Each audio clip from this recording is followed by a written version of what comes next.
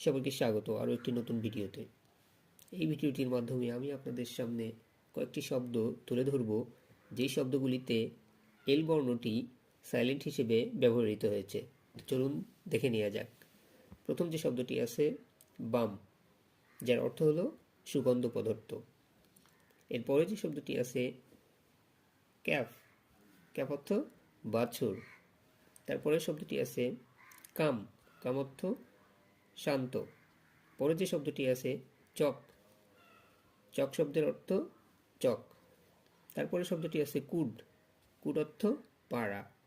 এরপরের শব্দটি আছে ফোক, ফোক অর্থ লোক। এরপরের যে শব্দটি আছে হাফ, হাফ অর্থ হলো অর্ধেক। এরপরের শব্দটি পাম, পাম অর্থ হাতের তালু। এরপরের শব্দটি হচ্ছে স্যামন, স্যামন অর্থ মাছ বিশেষ। এরপরের শব্দটি হলো টক, টক অর্থ কথাবার্তা। এরপরের শব্দটি হচ্ছে ওয়াক, ওয়াক অর্থ হলো হাঁটা। এরপরের শব্দটি শুড, শুড অর্থ হলো উচিত। সর্বশেষ যে শব্দটি আছে উড, উড অর্থ হলো হবে কিংবা ইচ্ছা করা।